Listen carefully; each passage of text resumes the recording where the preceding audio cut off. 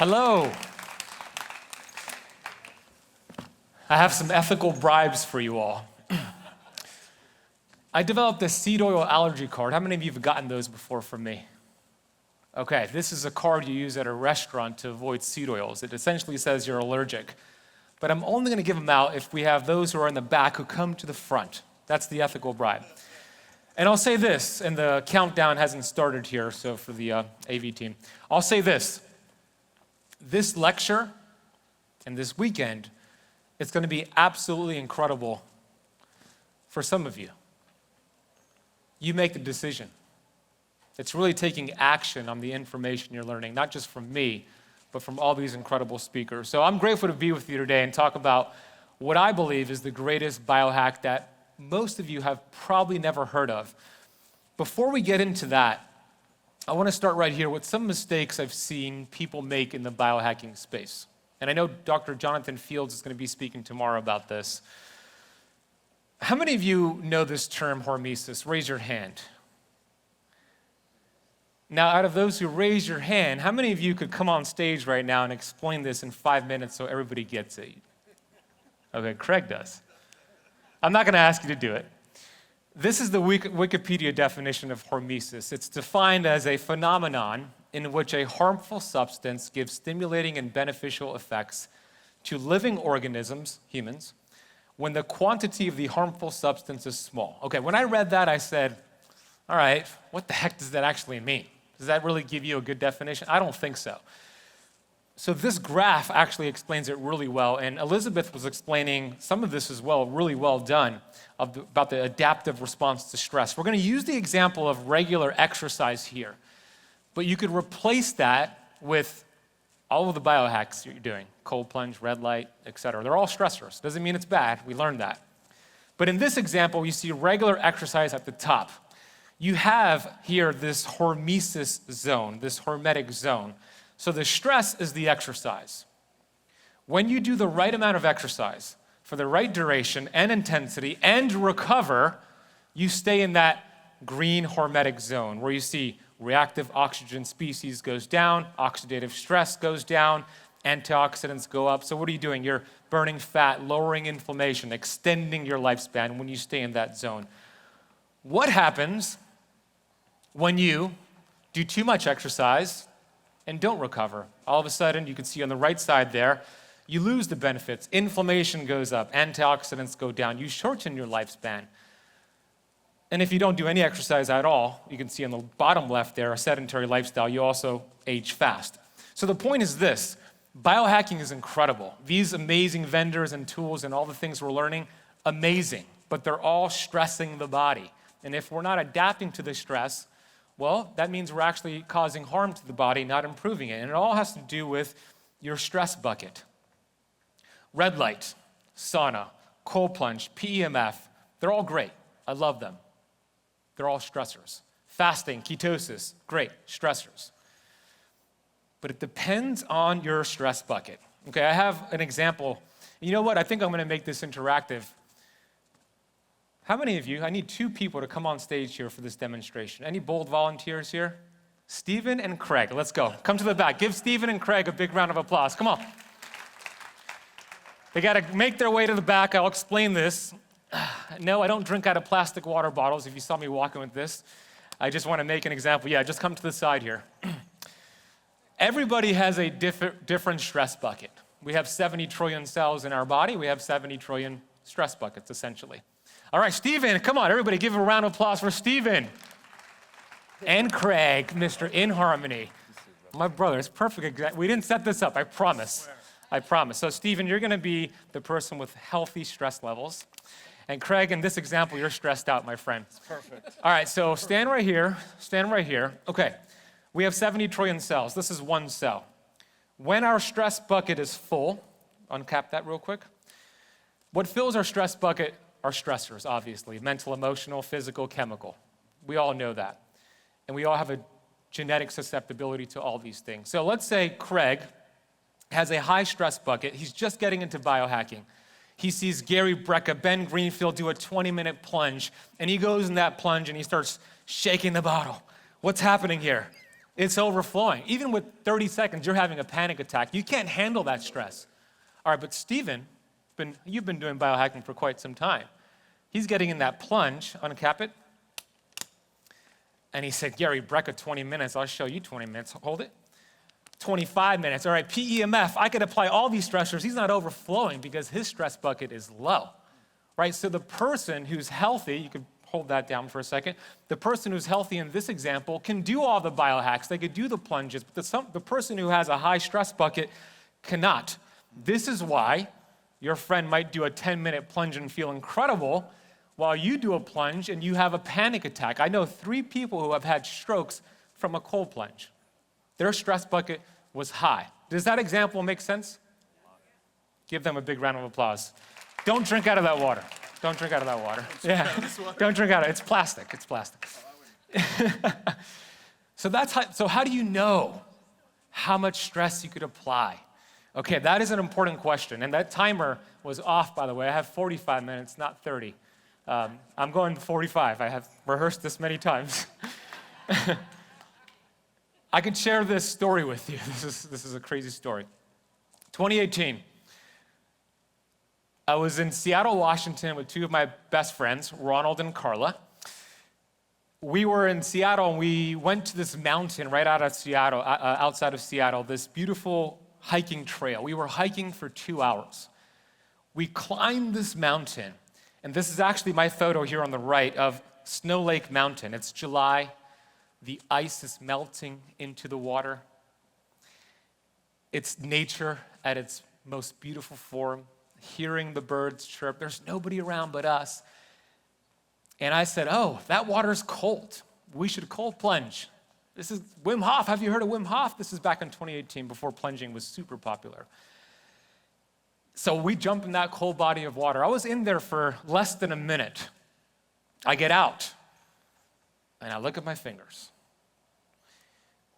See, I had Raynaud syndrome at that time. Raynaud syndrome is an autoimmune condition in which you lack blood flow to your extremities. And when you're exposed to cold temperatures, even from holding like a cold drink, you turn white and purple, and it's super painful. I got out of that cold body of water, looked at my hands, and they were completely white and purple, all the way to my wrist, and I couldn't even close my fist. I thought I was gonna lose my fingers, my hands. I was freaking out. It was so painful. I'm looking around for somebody to help who has a lighter, fire. I need to heat up my fingers. So I don't know what to do. And I asked my friends, can I borrow your socks? I need to put them on my fingers to warm them up. And I do that, and they're taking a photo of me. Hey, we're out here hiking. I'm actually scared that I'm gonna lose my fingers. You see this photo? Those are their socks on my hands. But they have no idea. But what did I do? I violated hormesis. You see, at this time, I didn't know. I had mercury poisoning, mold toxicity. I was overtraining at the CrossFit gym that I used to own. My stress bucket was the example that Craig was holding up, super high. Fast forward. I did all the things that I need to do for my health. At 40, I'm the healthiest that I've ever felt in my life. I'm gonna share some of the things that I did to raise my hormetic ceiling. Now I have a plunge at my house, 49 degrees Fahrenheit, 4 minutes, 0 flare-up. Thank you. That's a big deal. Thank you. I raised my hormetic ceiling. So if you're applying biohacking, fasting, ketosis, exercise, and you're not feeling better the rest of the day, you feel worse, your sleep is disrupted, you're probably violating hormesis. So how do you know this for sure? I love tracking heart rate variability. How many of you track HRV in here? Okay. Bruce does. Buzz? Not you? Heart rate variability is essentially showing you the balance between your sympathetic nervous system, fight or flight, we learned about that through Elizabeth earlier, and your parasympathetic, rest, digest, detoxification. Essentially, the higher your HRV, the better. We all have a different average of HRV. So track it with any of these devices, Aura, which is what I have, Aura Ring, Apple Watch, Fitbit, Whoop Band, Garmin watches, I'm sure there's more out there that I didn't list. Track it for 7 days, get your average, let's say it's 33, and now you wanna build it up. The higher it goes, the higher your hormetic ceiling goes, the more biohacks you could apply to yourself. Now, the top 6 things that I did, and what I do with a lot of my students, is to raise their HRV. These are these 6 things right here. No food at least 5 hours before bed. That has raised my HRV. Mouth taping. Any mouth tapers in here? It's just you, Stephen? Okay, you. Mouth taping at night forces you to breathe through your nostrils versus your mouth, raises nitric oxide. You get into more of a parasympathetic state. Sleep mask. Now, I don't put a sleep mask there because of the blockage of the blue light or any light. That is one of the reasons to wear a sleep mask. But what I learned from Dr. Peter Martoni, my good friend, is that when you apply light pressure to your eyes from a sleep mask, it actually signals to your nervous system you're safe, and it gets you into a parasympathetic state and raises HRV. That actually bumped up my HRV by 10 points the first time I started doing that. High-dose melatonin. And what do I mean by high dose? Well, melatonin is not just an antioxidant, it's a hormone, but it's not like other hormones where when you start taking it exogenously, you shut down your own body's production. There's no what's called negative feedback loop with melatonin. You can take it for months, your body will still produce it. But it's one of the greatest things you can do to buffer stress. Our mutual friend, Stephen, and I, Dr. John Laurence, has a great book all about this. But high dose, meaning 200 milligrams of melatonin cyclically, is what I've done through either suppository or even supplementation. That's raised the HRV.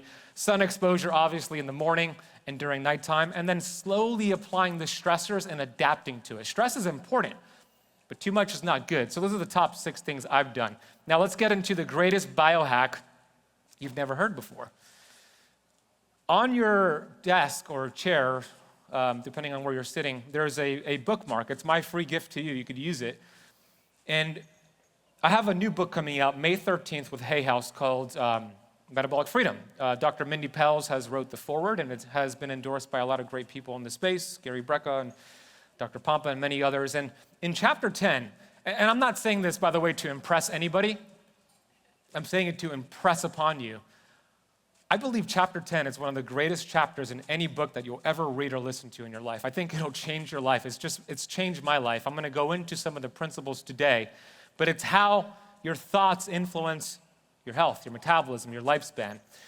You could get this book, you could pre-order it today, and we have a special deal, whether scanning that or scanning the bookmark.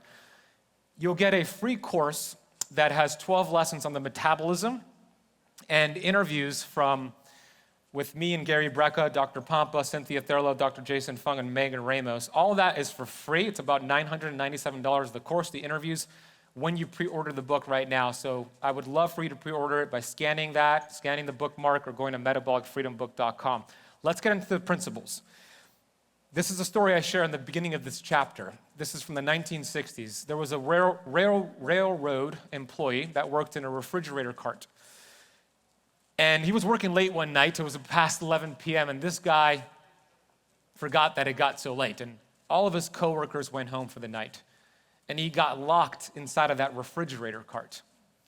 And he's banging on that door, trying to get out. Nobody's around. And he knew nobody's coming around for another 8 or 9 hours. So he decided to document his night, hour after hour. He would write on the wall, 12 a.m., I'm freezing. Nobody's going to be here until the next morning. I don't know how I'm going to survive. 1 a.m., still cold. I keep watching the temperature apparatus and it keeps dropping. 2 a.m., freezing. I could barely keep myself alive. Now, 7 a.m. rolls around, his coworkers clock in, they open up that refrigerator cart, and the man died. He froze to death. Here's the interesting thing. The temperature apparatus he was looking at had been malfunctioning for days and never went below 55 degrees Fahrenheit. But he thought it was cold. His thoughts created hypothermia. If your thoughts could do that, do you think your thoughts could heal the body as well? Can I get an amen? Amen. Let's go. We know Dr. Bruce Lipton has proven your thoughts are a frequency that communicate with your DNA to produce proteins. If it's a healthy thought, an abundant thought, a loving thought, a grateful thought, it's anti-inflammatory proteins, lengthens your telomeres, extends your lifespan. If it's a hateful thought, an angry thought, a bitter thought, same signal sent, but it's an inflammatory process now, shortens your telomeres, shortens your lifespan. All with a single thought. And we have 60,000 thoughts every day. And psychiatrists estimate that 90% of those thoughts are the same thoughts from yesterday, and 85% of them are negative thoughts, what Zig Ziglar used to call stinking thinking. And I say, if your thinking is stinking, your health, it's shrinking. So if we have that many thoughts, let me ask you this. Raise your hand if you talk to yourself every day. Raise it. Let me see. Raise your hand. Keep it up. Okay. There were about 4 or 5 of you who didn't raise the hand, and you're thinking, do I talk to myself? I'm not sure. Oh, yes. Yes. He's right. I do talk to myself. But having thoughts doesn't necessarily mean you're thinking. We are just on autopilot. Society has conditioned us to be on autopilot. George Bernard Shaw said 2% of the population think, 3% of the population, they think, and 95% of the population, they'd rather die than think. What does he mean by that? Well, having thoughts, mental activity, is not the same thing as consciously thinking. And it isn't until we consciously become aware of our thoughts that we could actually influence our health, metabolism, and anti-aging. I'll give you an example. Some of you have done this with me before. We're going to say this word on the screen together, which is silk, 5 times in a row out loud. And then I'm going to ask you a question, and you're going to answer the question out loud as fast as possible. Does that make sense? Repeat it 5 times. I'll ask a question, you answer it. Here we go. 1, 2, 3. Silk, silk, silk, silk, silk. What do cows drink? Water. A lot of you have seen me do this before, huh? Who said milk? Keep them up, keep them up. Thank you for the honesty. Now, cows produce milk. They drink water, right? So, damn it, Craig. It's a silly example to show you that our mind just goes on autopilot, right? Most people say milk. Today, I think some of you see me do this before. But I'll give you, I've only shared this once before, actually, at Keto Kamp like 3 or 4 years ago. Buzz and Bruce might have been there. Show you the power of thoughts. I was living in Bay Harbor Islands with my fiance 4 or 5 years ago at a high-rise, 4th floor, not a high-rise, but an apartment building, 4th floor, and I'm studying Bob Proctor like I do every day. How many of you study Bob Proctor? Yeah, William does. I know you do. And he's talking about how powerful your thoughts are and how your thoughts are some of the highest forms of energy in the universe. And he was sharing a story about being able to, this might sound, you're going to think I'm crazy when I share this. I hope I don't lose all credibility with you when I share this. But he's saying that he was able to pop clouds with his thoughts. And he was explaining how he did it. He chose a small cloud, he would focus on it, watch it, like envision it dissipating, and I thought, that's really cool. I'm gonna go on my balcony and see if I could do the same thing. So I walk out there, and he said, choose a small cloud to start with. So I see big cloud, okay, small cloud, and I'm staring at it, and I'm just using all my focus and intention and energy with my thoughts, envisioning it just like poking a hole and then dissipating. And the damn cloud disappeared in front of my eyes. And I thought, all right, but clouds are always moving. I could have just been like, you're probably thinking the same thing. So I chose another cloud, and I made it disappear. And I kept doing it. So I ran into the room, and I told my fiance, Natasha, you got to come out here. I'm popping clouds with my thoughts. She's like, what are you saying? Come on, pick a cloud. I'll show you. And she's picking clouds, and I'm popping them with my thoughts. Look, this is a true story. You could actually go outside today, find a cloud, focus as much energy as possible. That's how powerful your thoughts are. It is beyond what we understand these days. Dr. Emoto has a book called Hidden Messages of Water, and he used analysis technology and high-speed photographs where he would write a word on a piece of paper, put it next to a body of water, and then he would photograph it. So you can see when he wrote the words love and gratitude, it turned into that beautiful crystal. The words, "you disgust me," turned into that. Eternal and peace turned into beautiful crystals. Evil changed the water structure to that. Thank you, turned it into that beautiful structure. Your human body is at least 70% water. Those thoughts, 60,000 thoughts per day, we're changing our structure, the structure of our cells every single second. Look, if we have 60,000 thoughts per day, which we do, and your thoughts have the ability to do that, then the greatest health biohack is that when you change your thoughts, you change your health. You have 60,000 opportunities to put your body in an anti-inflammatory, healing state every single day. That is powerful. That is the greatest biohack I've ever come across. You are the most influential person that you will speak to today and tomorrow. How many of you have heard of the placebo effect before? All of you have heard of the placebo effect. In Metabolic Freedom, I talk about the origin of it. World War II, Dr. Henry Beecher working with the United States Army during a German bombardment. These soldiers were coming into this medical tent with bullet wounds, legs blown off. They were in bad shape. So he was administering morphine to calm down the soldiers, stabilize them long enough to transfer them to the hospital, perform surgery, and save their life. But they ran out of morphine, and the nurse freaked out. So she actually put salt water, saline solution, in the needles, told Dr. Beecher, "I'm giving you morphine." So he had the belief he had morphine. He transferred that belief to the soldier, gave him salt water. Soldier thought he was getting morphine, stabilized them, saved their life from salt water. All right, the war ended. Harvard studied what the heck happened there, and that's the origination of the placebo effect. It happened that day. There's also the nocebo effect. I just shared the train station story. This is another true story. Football game in Los Angeles, California. Packed stadium, watching a game. Two people, opposite ends of the stadium, start getting sick. They start vomiting, throwing up. They both rush to the medical unit at the stadium. The doctor is trying to figure out, why are these two people so sick? They're not sitting together, but they have the same symptoms.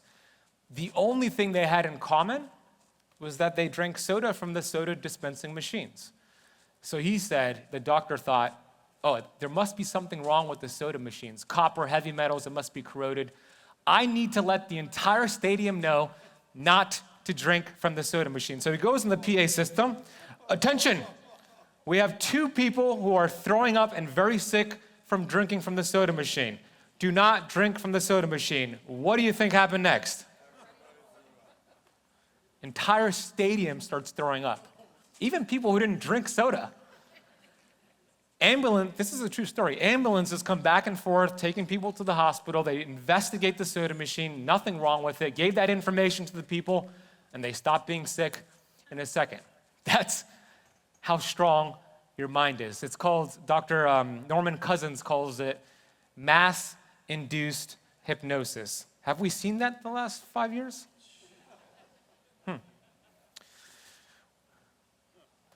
Outside of that, what's helped me, you saw the intro video, I used to be obese.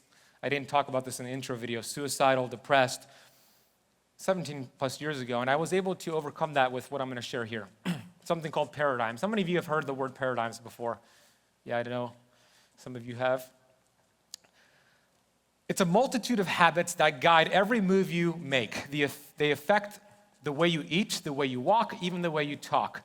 They govern your communication, your work habits, your successes, and your failures. And how you view yourself is called your self-image. And time after time, I've seen so many people make progress and then go back 2 steps. And then join another program, make progress, and go back 2 steps. And I ask the question, why? I used to do it all the time. And it's because of the way they view themselves, it's their self-image. Allow me to unpack this real quick. Dr. Maxwell Maltz in the 1960s discovered this concept called psycho-cybernetics. He called it the greatest physiological discovery of his generation. The example here is somebody who's overweight. I work with a lot of people that are dealing with weight loss resistance. If your self-image is that of an overweight person, like it was for me. Let's say you decide to go on a diet and instantly move into action. You start to lose weight because maybe you're cutting calories or exercising more. Something happens a few weeks or months in, you find the weight you've lost. When a person who's overweight goes on a diet without altering their self-image, any weight loss will be temporary. The self-image, being a cybernetic instrument, measures the deviation from the set goal and immediately course corrects. The weight that was lost is now fine. You could replace overweight person image with, I identify with my cancer, I identify with my autoimmune disease. When I talked about my autoimmune disease earlier, do you remember that I said I used to have Raynaud's? I don't say I have Raynaud's, right? I'm separating myself from that self-image. And how this works is an autopilot in an airplane is a cybernetic instrument. Let's say an airplane is taking off from Miami, Florida, to where Ricky's from, Los Angeles, California. The pilot could essentially get out of the cockpit and hang out with you and just set it on autopilot. Thank God they don't do that because that would freak me out. But they can do that because every time it goes off course, hits turbulence, the cybernetic instrument, in this case the airplane, course corrects. We are also cybernetic instruments, the human body. We course correct to match the self-image. When I lost 80 pounds in 9 months, I had physical six-pack abs. I'm looking myself in the mirror, looking at my abs, and yet I'm still looking at myself as an overweight person. That was my image. So I kept finding ways to match that. I kept eating fast food to match that. It wasn't until I changed it. And that is a perfect example of course correction. When you binge and emotionally eat and get off course and you're thinking, why do I keep doing this? Because your self-image needs to change. It isn't until we change the self-image that you'll get to alter everything else. Because you cannot escape a prison if you don't know you're in one. A lot of us are in a mental prison, and the door is wide open. Only 2 ways to change the paradigm, and emotional impact is the first way.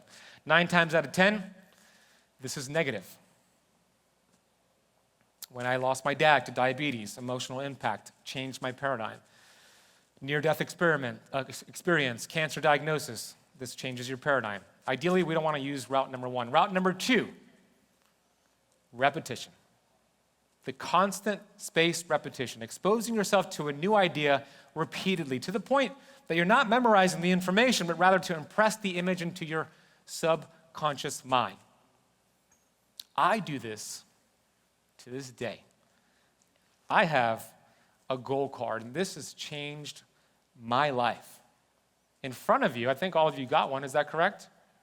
Does everybody have a goal card, even back there? All right, we have enough. Get them after my lecture. I think there's a whole bunch there. I think they only gave it to the special people up front. How could they? We have enough for all of you. I printed these out for you to do this. And essentially, you don't have it in front of you, so you can't see it, but essentially it says, I am so happy and grateful now that, and you write the new self-image, the new identity. The one that I use is this one right here. This is the affirmation I would recommend taking a photo of, writing on your self-image if your issue is that of somebody who's unhealthy. But I'm so happy and grateful now that I'm at my perfect weight. I'm looking good. I'm feeling great. The perfect health I seek is now seeking me. I remove any blockages between us. You read it in the morning. You read it at night. You do it enough times where it goes from the conscious mind to the subconscious mind. You alter the self-image, and all of a sudden, you're unstoppable. You're not going to eat the donuts every time you kept doing it before to sabotage yourself. So use that goal card and use it wisely. And I'll give you another study here, because we're at a biohacking conference, on how you view yourself determines how long you'll live. I put the study in the book. Ellen Langer and her graduate students transformed a building to mimic the year 1959, filling it with period-appropriate items like black and white TVs, old furniture, and magazines. 8 men over the age of 70 lived there for 5 days, instructed to act as if they were 22 years younger. They discussed 1950s events, watched old movies, and referred to themselves as if they were in 1959. The men were treated as if they were in their 50s, not their 70s. They were not given any physical assistance, even when it was difficult. They were told to carry their own stuff, even when it was tough. The goal was to see if mentally living in a younger era could trigger physical improvements. Check this out. By the end of the study, the men showed improvements in hearing, eyesight, memory, dexterity, and appetite. Those who needed canes walked without them, and all participants displayed increased independence and vitality. They viewed themselves differently. They changed their self-image. Your environment determines the self-image because it's your environment that determines your thoughts and your belief system, which determine the actions you take or don't take, and then your results and essentially your destiny. I'm going to share this with you to make the point. Training fleas requires a glass jar with a lid. The fleas are placed inside the jar and the lid is then sealed. They are left undisturbed for 3 days. Then, when the jar is opened, the fleas will not jump out. In fact, the fleas will never jump higher than the level set by the lid. Their behavior is now set for the rest of their lives. And when these fleas reproduce, their offspring will automatically follow their example. Their offspring follow the example. Our environment, mainstream news, social media, friends, family, coworkers, billboards, TV commercials, all create weakness of attention, the paradigm, the self-image. My mom, I love my mom. Every Thursday I have dinner with her. Last night I had dinner with her and my fiance in Bay Harbor. And she has a television on during dinner. I don't watch TV, but I see her TV and I see all these commercials. What do I see on TV? What are the commercials? Pharmaceutical, at least for now. And I asked the question, I have 3 Keto Flex books. This is my other book to give away 3 prizes here. You can't answer if you know the answer, if that makes sense. But I asked the question, I'll ask you the question, what percentage of TV commercials are funded by Big Pharma? 85, 90, 80?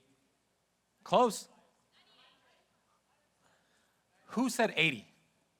All right, 75%, which is really close. What's your name? What is it? Robert. You get a Keto Flex book. Give him a big round of applause, Robert. Yeah, come on and get it. I'm not gonna, if I throw it at you, this is a heavy book, man. I don't want to hit you in the head with this, but we have H-Bot in case you get hit in the head.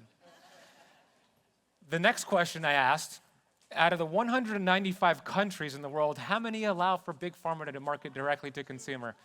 I saw you raise your hand first, too. I can't see. What's your name? Ashley. Come on and get a book, Ashley. Give Ashley a big round of applause. 2 countries, the United States and New Zealand. Those are the only 2 countries for now. That might change. Yeah, you're welcome. Last question. Okay, we have 25% remaining here. Out of that 25%, what remaining comes from fast food commercials? 22. Who said 18? 18. Okay. It's around, globally, it's around 11 to 29, but in the United States, it's around 17, 18%. What's your name? Sarah, come get a book. Everybody give Sarah a big round of applause. Enjoy it. Great job. So you could see how our environment is determining our thoughts, our belief system. But again, this will change soon. AV team, how much time because this is throwing me off? No, I'm not. I had 45 minutes, man. Okay, that makes sense. 15 minutes, good. The science of purpose for longevity. Stop following the crowd, start following your purpose. This might be a bold statement, but I lived it myself. I don't think we have an obesity crisis because of what people are eating, per se. I think it's because of what's eating them. They don't have any goals. Yeah, give that a big round of applause. Is that Gloria, Martha, Cindy? Of course, it's the Keto Kamp crew clapping me on. But this is the truth. I lived it. I was obese. I had addictions to drugs, video games, alcohol, because of this quote right here. In the absence of clearly defined goals, we become strangely loyal to performing daily trivia until ultimately we become enslaved by it. This is one of the most powerful quotes I've ever read in my life. Daily trivia: food addiction, drug addiction, video game addiction, social media addiction. I had all 4 of those, by the way, because I did not have any goals in life. I was not clear on my goals. But here's the thing. If anybody has told you before that you have an addictive personality or you have addictions, like me, it's actually a blessing. It's a superpower, because when you find out what lights you up, you take all the energy you put into your addictions, which we all put so much energy into, and you turn into an unstoppable, incredible human being. I have turned my addictions and the energy I put into bad things into an unstoppable force. So if you have the ability to be addicted, congratulations. Wait until you find out what you love to do, and you're going to be one of the best in the world to do it. I know that in my heart. Thank you, Buzz. This book in 1989 showed that we could predict when individuals have their first heart attack. Recovering the Soul is the name of the book. Larry Dossey is the medical doctor. More heart attacks take place in the U.S. on Monday morning between 8 and 9 a.m. That's when most people have their heart attack, 85%, from going to jobs they hate. The stress, day after day. Unfortunately, most people, they tiptoe their way through life, hoping to land safely on death's door. My favorite definition of success is the progressive realization of a worthy idea, a goal, something you fall in love with, that you strive for. And it's not about hitting the goal. Evan Transu had a Jim Rohn quote. I love it. It's not about, goals are not for getting. Goals are for growing. It's about the people you help, what it turns you into. It's the progressive realization. It's closing the gap between where you want to be and where you are. That is what success is, and that could be unique to you. And this is giving you an example here from Ellen Langer, same person I referenced earlier. In 1978, she conducted an important study. She gave houseplants to 2 groups of nursing home residents. One group was told they were responsible for keeping the plant alive and that they had autonomy in their daily schedule. The other group was told that the staff would take care of the plant and they were not given choices in their daily schedule. After 18 months, twice as many people in the group given responsibility, because they had a goal, and their schedule, were alive as the group that did not have autonomy, did not have a purpose, did not have anything to work for. Twice as many people. I don't have time to go into this, but I will say, go on YouTube later and type in Bob Proctor ABC goal setting. We want to have a C-type goal. An A-type goal is something you've done before. You already know how to do it. It's not really exciting. You have a 2018 Toyota Camry and you buy a 2025 Toyota Camry. I mean, it's fine, but it's not really exciting. A B-type goal is stretching you a little bit, but you kind of know the pieces to kind of hit that. A C-type goal is what you want to find. It's not logical. It's irrational. It's something beyond your wildest dreams, but you really want it. And you strive for it, but you live there.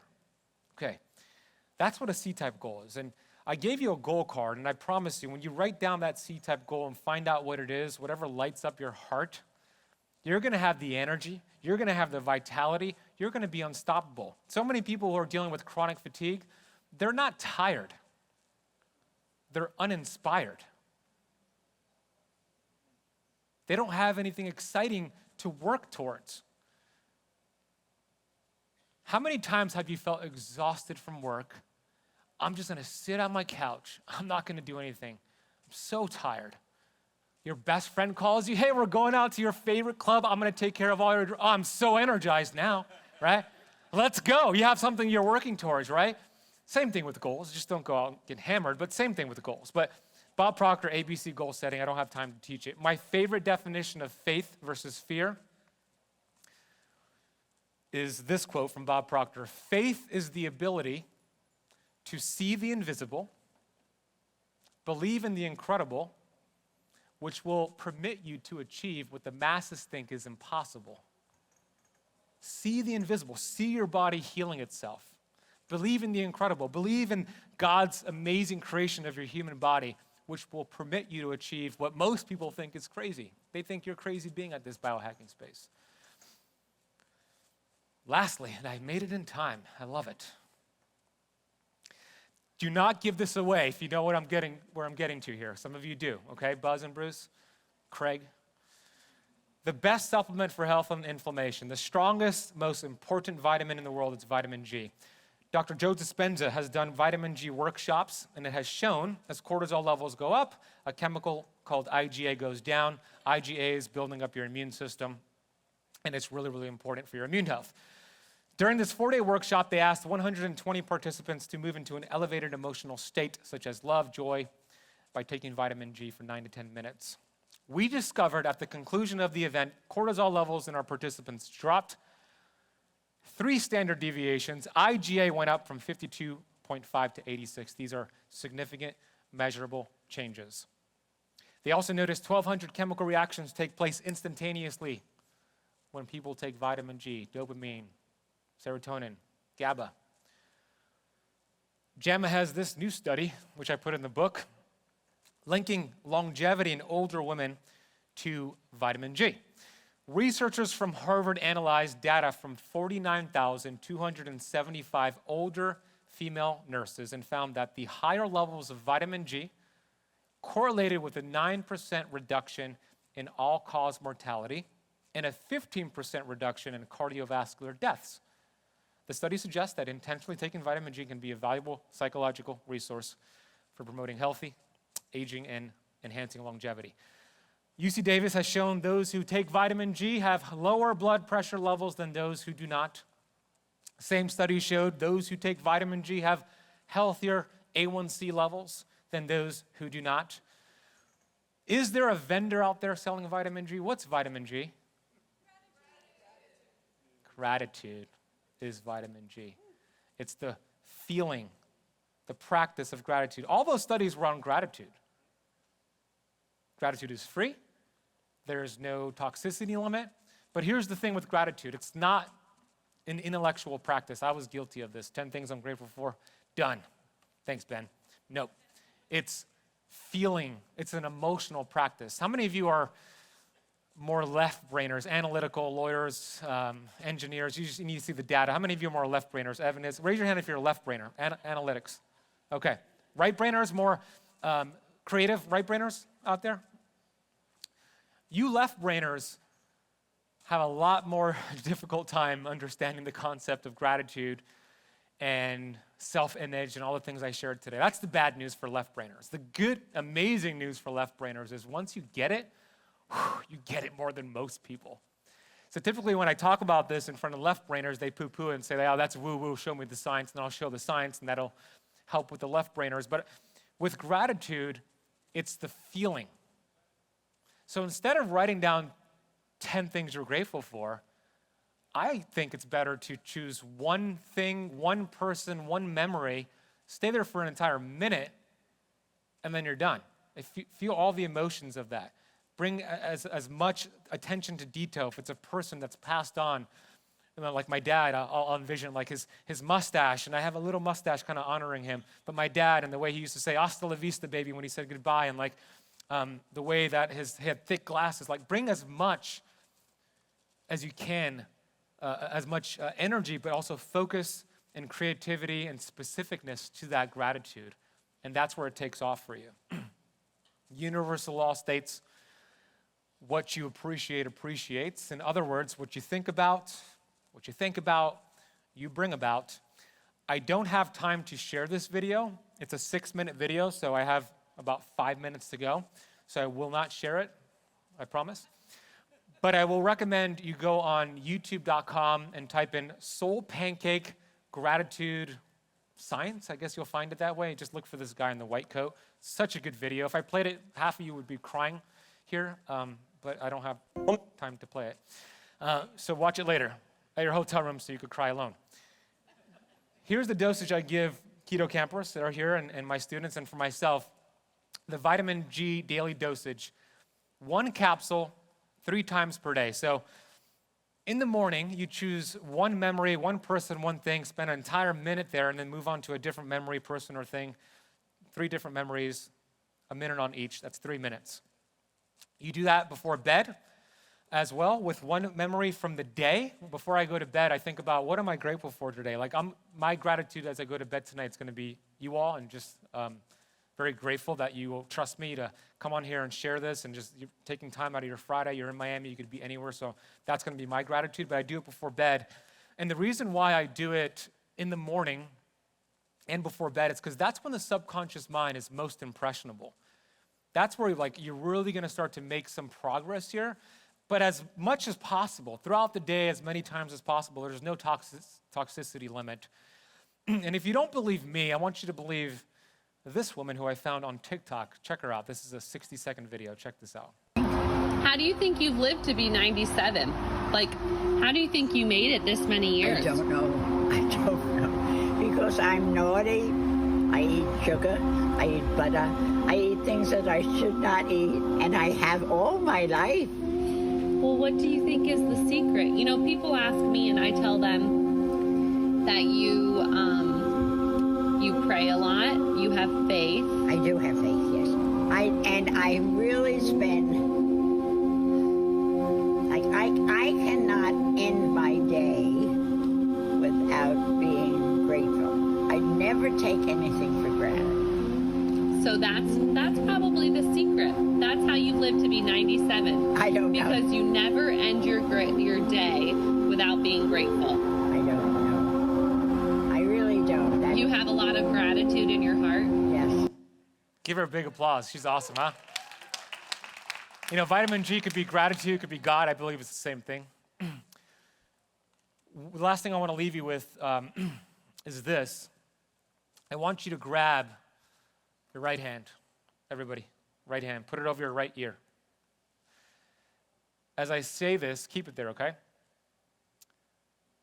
God has built your body to heal itself. You're made in God's image and likeness. You're one of God's ideas. And you are a masterpiece because you are a piece of the master. And don't let anybody, anything out there discourage that fact that you are a masterpiece because you are a piece of the master. You could remove your hands. Why did I have you do that? I didn't want it to go in one ear and out the other ear. You keep it there. I have vitamin G for all of you. Love and appreciate you all. Let's enjoy the rest of this conference. Thank you so much. That's my social media. Thank you. Thank you.